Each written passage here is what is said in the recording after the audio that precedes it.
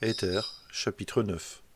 Le royaume passe de l'un à l'autre par filiation, intrigue et meurtre. Émer voit le fils de la justice. Beaucoup de prophètes appellent au repentir. Une famine et des serpents venimeux tourmentent le peuple. Et maintenant, moi, Moroni, je continue mes annales. Or, voici, il arriva qu'à cause des combinaisons secrètes d'Achish et de ses amis, voici, ils renversèrent le royaume d'Omer. Néanmoins, le Seigneur fut miséricordieux envers Omer, et aussi envers ses fils et ses filles, qui ne cherchaient pas sa perte. Et le Seigneur avertit Omer en songe de quitter le pays. C'est pourquoi Omer quitta le pays avec sa famille, et il voyagea de nombreux jours et passa de l'autre côté, et longea la colline de Chim, et passa de l'autre côté près de l'endroit où les Néphites furent détruits, et de là vers l'est, et arriva à un lieu qui était appelé Ablom, près du bord de la mer, et il y dressa sa tente, de même que ses fils et ses filles, et toute sa maison, à l'exception de Jared et de sa famille. Et il arriva que Jared fut oint roi du peuple par la main de la méchanceté, et il donna sa fille pour épouse à Akish.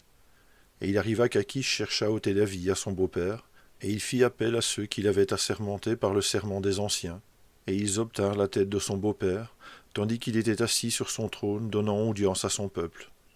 Car si grande avait été l'expansion de cette société méchante et secrète, qu'elle avait corrompu le cœur de tout le peuple. C'est pourquoi Jared fut assassiné sur son trône, et Akish régna à sa place. Et il arriva qu'Akish commença à être jaloux de son fils, c'est pourquoi il le mit en prison, et ne lui donna que peu ou pas de nourriture, jusqu'à ce qu'il souffrit la mort. Et alors le frère de celui qui avait souffert la mort, et son nom était Nimra, fut irrité contre son père à cause de ce que son père avait fait à son frère. Et il arriva que Nimra rassembla un petit nombre d'hommes, et s'enfuit du pays et passa de l'autre côté, et demeura avec Omer. Et il arriva qu'Akish engendra d'autres fils, et qu'ils gagnèrent le cœur du peuple en dépit du fait qu'ils lui eussent juré de commettre toutes sortes d'iniquités selon ce qu'il désirait. Or le peuple d'Akish était aussi avide de gain qu'Akish était avide de pouvoir. C'est pourquoi les fils d'Akish lui offrirent de l'argent, moyen par lequel ils entraînèrent la plus grande partie du peuple avec eux. Et il commença à y avoir une guerre entre les fils d'Akish et Akish, guerre qui dura de nombreuses années, oui, jusqu'à la destruction de presque tout le peuple du royaume, oui, tous sauf 30 âmes, et ceux qui s'étaient enfuis avec la maison d'Omer. C'est pourquoi Omer fut rétabli dans le pays de son héritage. Et il arriva qu'Omer commença à être vieux.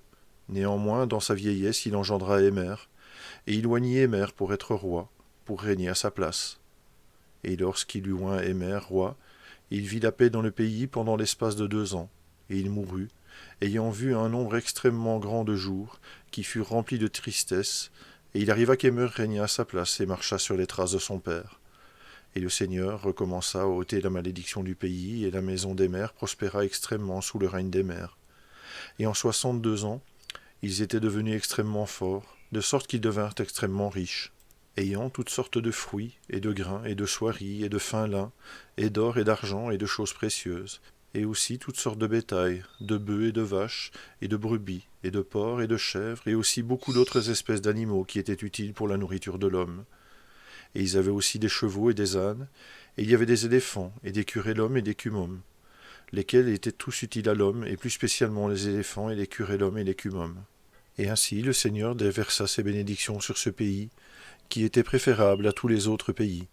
Et il commanda que quiconque posséderait le pays le possédât pour le Seigneur, ou il serait détruit lorsqu'il aurait mûri dans l'iniquité, car sur cela, dit le Seigneur, je déverserai la plénitude de ma colère.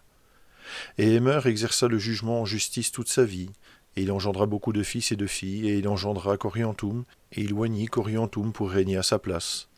Et lorsqu'il eut oint Coriantum pour régner à sa place, il vécut 4 ans, et il vit la paix dans le pays. Oui, il vit même le fils de la justice, et se réjouit, et glorifia son jour, et il mourut en paix.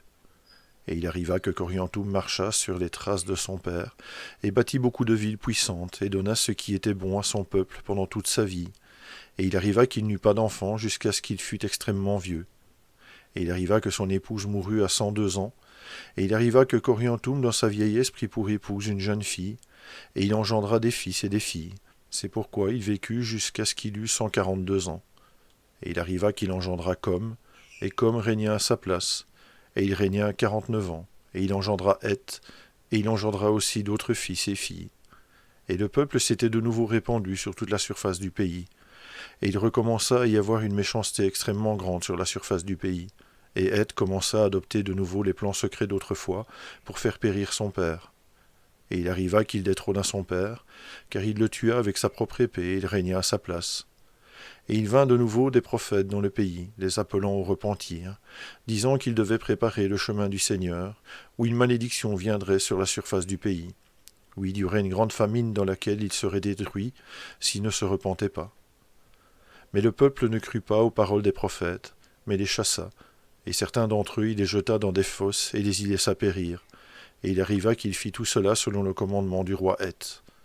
Et il arriva qu'il commença à y avoir une grande disette dans le pays, et les habitants commencèrent à être détruits extrêmement vite à cause de la disette, car il n'y avait pas de pluie sur la surface de la terre.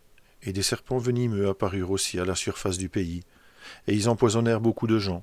Et il arriva que leurs troupeaux commencèrent à fuir devant les serpents venimeux, vers le pays situé du côté du sud, qui était appelé Zaraemla par les Néphites. Et il arriva qu'il y en eut beaucoup parmi eux qui périrent en chemin.